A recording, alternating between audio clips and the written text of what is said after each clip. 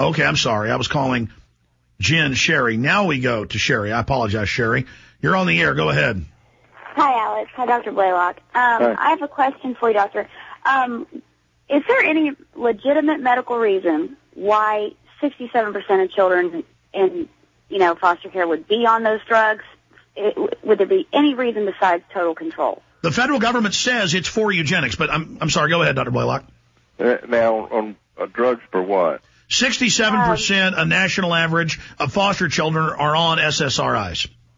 Oh, yeah, and, if you look in the physician's desk reference, it says that children shouldn't be on SSRI, that they induce psychosis, they induce a higher incidence of suicide, homicidal thought patterns, so they know that.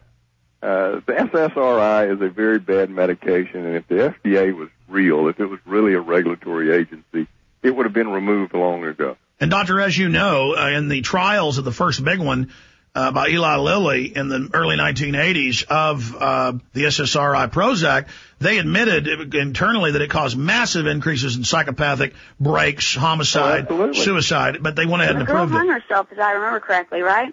Yes. Yeah.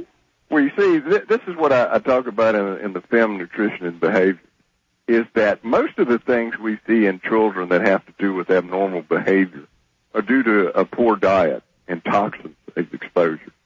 And that if you change that, most of these children undergo a radical improvement in their behavior.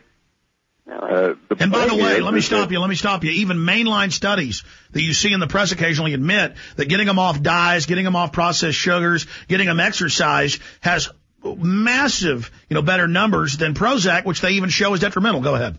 Well, all this is in the mainline peer-reviewed journals. It's not, from something in alternative medicine. This is in mainline medicine. Did you see the latest? The fact that most physicians don't read this.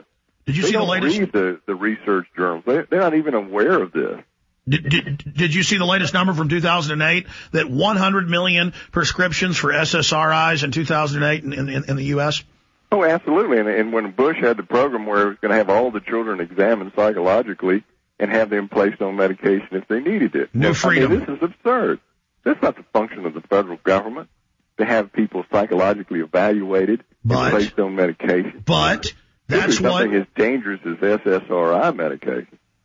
But that's what the eugenicist Aldous Huxley, whose brother later ran the UN, Julian Huxley, who became the head of the Eugenist Society and the head of the Transhumanists, he said they would drug the public. That's where THX 1138 and Brave New World come from, because that was the plan, and now they've got 100 million people on them. Sure. I mean, in the book Brave New World, they talked about the drug Soma, and that you would calm people down, and then you'd have another drug to excite them when you wanted them excited, and when you wanted them apathetic, you put them back on the Soma again. And now they even have an SSRI on the market, Doctor, called Soma. Absolutely. And his book, Brave New World Revisited, is